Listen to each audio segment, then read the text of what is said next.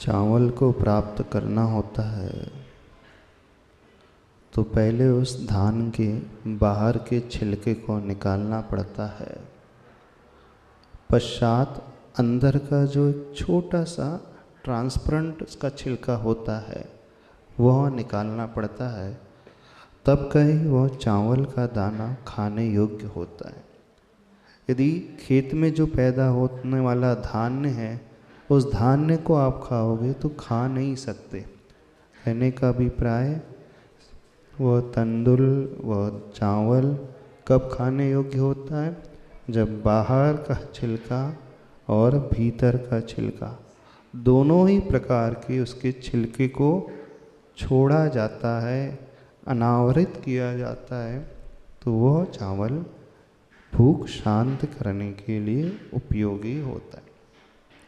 ठीक ऐसे ही यदि हम मन की शांति, आत्मा की शांति और सुख को पाना चाहते हैं तो संतोष को पाना चाहते हैं तो सर्वप्रथम यह समझे कि अशांति पैदा क्यों होती है, असंतोष का भाव पैदा क्यों होता है।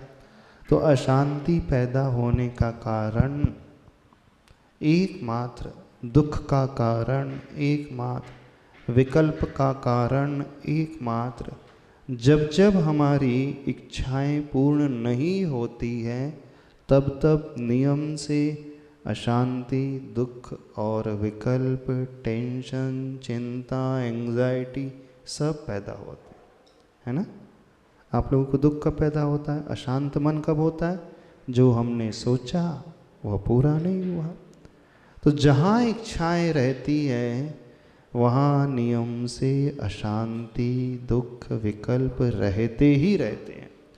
अब हम पाना चाहते हैं शांति तो क्या करना होगा, इच्छाओं को जीतना होगा, मूर्छा से ऊपर उठना होगा। अब कोई ये कहे कि मेरे मन में कोई इच्छा नहीं है और जो मैंने जोड़ कर के रखा है, ऊपर ऊपर से जोड़ कर के रखा है, तो ये सिर्फ बहाने। एक बड़ा अच्छा संस्मरण सुनाते हैं दादा गुरु आचार्य प्रवर ज्ञान सागर महाराज जी का। जब आचार्य प्रवर ज्ञान सागर महाराज जी राजस्थान में थे, एक श्रावक बड़ा स्वाध्यायशील जिसने बड़े बड़े ग्रंथों का स्वाध्याय किया था, समय सार आदि ग्रंथों को पढ़ा था, वो आकर के कहता है कि मेरे मन में कोई इच्छा नहीं है, मेरी किसी से कोई आसक्ति नहीं, राग का भाव नहीं है। तो आचार्य भगवान ने पूछा तो ये घर परिवार ये परिग्रह कैसे जुड़ गया। बोला ये मेरी कोई इच्छा नहीं, मूर्छा का भाव नहीं, ये तो सब ऊपर ऊपर है, अंदर से तो मैं एकदम निर्लिप्त हूँ, निरासक्त हूँ, राग से ऊपर उठा हुआ हूँ, मैं तो पूर्ण एकदम शांत सुखी रहने वाला।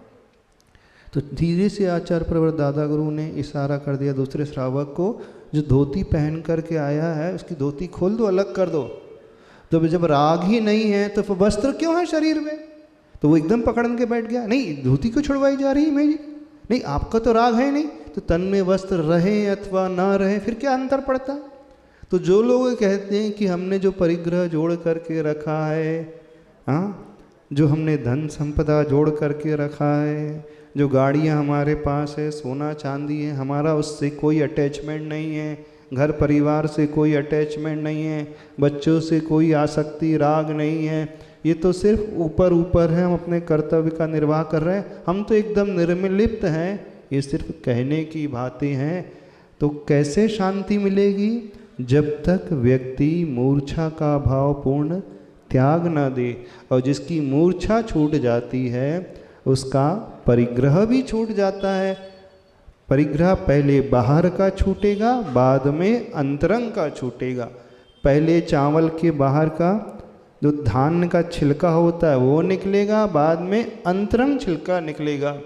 तो दोनों ही प्रकार के परिग्रह को जब तक छोड़ा नहीं जाएगा तब तक शांति नहीं मिल सकती। तो इच्छाओं को जीतना है, इच्छाओं से ऊपर उठना है, तो पूर्ण शांति तो समस्त विकल्पों से रहित अवस्था तो परिग्रह और परिग्रह के कारण मूर्छा के त्याग से ही हो सकती है। उसके बिना नहीं हो सकती है। इसलिए जो शांति का मार्ग अपनाने वाले होते हैं वे तो साधु ही होते हैं, जिनका क्षेत्र वास्तु हिरण सुवर्ण धन धान दासी दास कुप्य भाण, कोई बाहर का 10 प्रकार का परिग्रह नहीं और कोई अंतरंग का परिग्रह नहीं, कषाय का भाव नहीं, कोई आसक्ति इच्छा का भाव नहीं। तो जो इस प्रकार से साधना करने वाला होता है वही सुख और शांति की प्राप्ति कर सकता है। अब श्रावक की दशा में कैसे होगी? श्रावक की दशा में वो क्या करेगा? धीरे धीरे कम करता चला जाएगा। जो वास्तव में शांति पाना चाहता है वह संतोष गुण को रखने वाला हो जाएगा, अर्थात जितनी उसकी आवश्यकता है, नीड है, उतना ही वो जोड़ेगा और उससे बाहर का सर्वप्रथम छोड़ देगा।